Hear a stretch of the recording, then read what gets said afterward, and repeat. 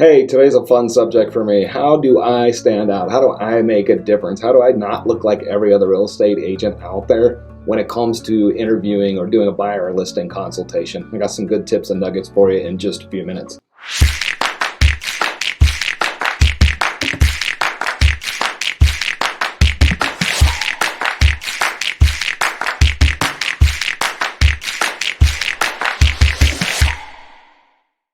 Thanks for joining us on the Real Estate Fanatics channel. Super excited for today's topic.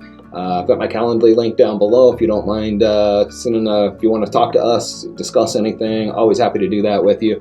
Just put on that Calendly link, you can schedule a time with us to talk. We have people doing it all the time.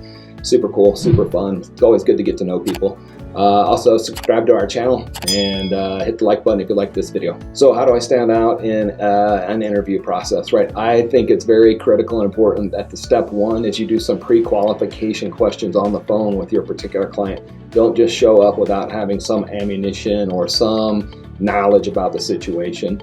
So things that I ask specifically on like a listing is condition of the home, talk to me about it, what's your plans, like where are you going next, because I kind of want to know that motivation, what's going on here, is it an estate planning sale, is it because we're getting a divorce, is it because we're moving from family, what's going on here on the listing side, right? So I know that motivation, I can kind of work within that. And also, is there any time frames, is there any contingencies we got to deal with, just whatever, right? Like I'm asking all those questions. Also, what do you think the value of the house is? And usually they'll push back and go like, that's why I'm hiring you. And I'm like, I understand that, but I just want to know where your head space is around it. You know darn well that they've absolutely done some price.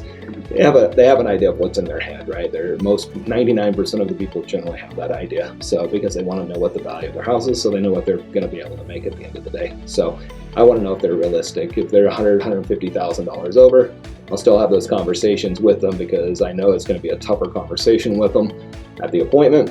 However, if I know they're reasonable in their price point, I've pulled some rough comps, or after I've had the call with them, I pull some rough comps and I can kind of see where their head's at and what they got going on there.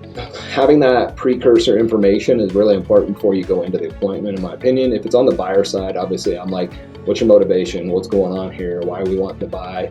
Have you pre-qualified, right? How quickly are you willing to get with a lender? What's your timing on things? Like, right, I'm doing a lot of questions. It's all open-ended questions. I'm not really going through a lot of open-ended questions, but I want to hear more from them about what's going on, where they're at in the process, those type of things. Has everybody bought into the process? So on and so forth. Now, once I go to the meeting, here's where we win it a lot. It sounds so silly, but it's so dumb that so many realtors don't do it.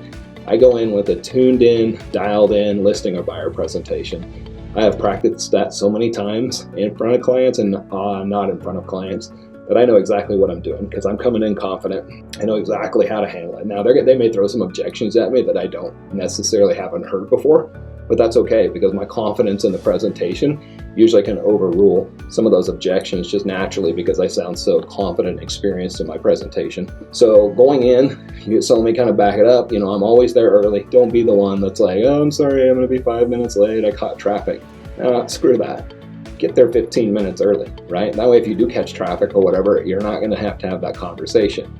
The worst case is you get there 15 minutes early and you sit in the car and practice your presentation, or you just kind of go through your notes and review what's going on. Don't be late. Like, that stuff drives me freaking crazy.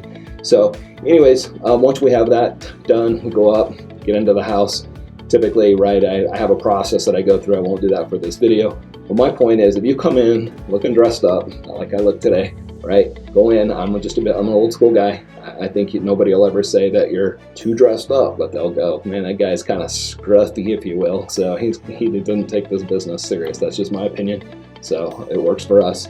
So I go in dressed up. I go in and sit down at the table with them. I go through my presentation. What really makes me different is I have my presentation. It's dialed in. I'm asking a crap ton of open-ended questions. I'm also doing what's called keyword backtracking. Like, hey, what I heard you just tell me is you need to be in New York in the next 60 days. And so up until then, you're both going to stay here, or one of you is going to move to New York, whatever it is, right? I'm summarizing back a little bit and parroting a little bit of what they're saying because it makes them feel like makes them know that I'm listening to them.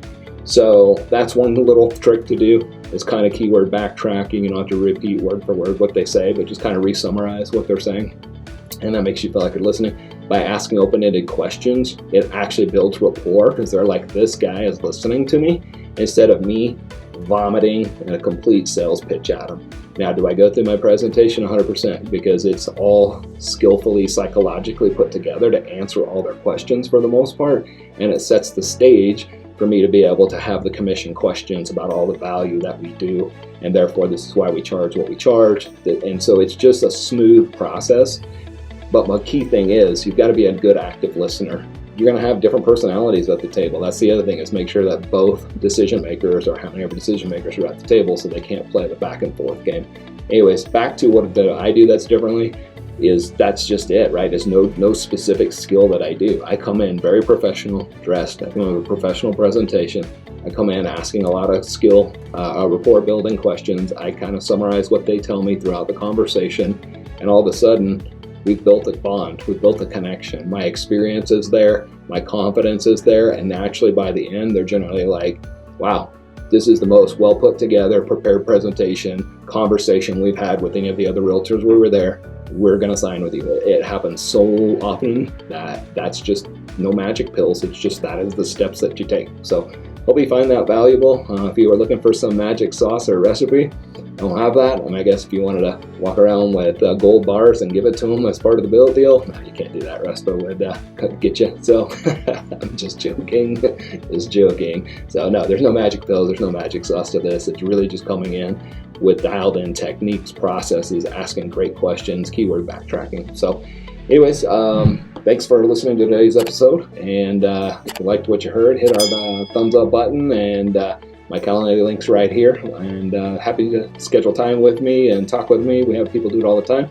If you want any resources from us, just put some comments down here. We're always happy to send you anything that we have, as well as if you subscribe to our channel, would be amazing of you. Thanks.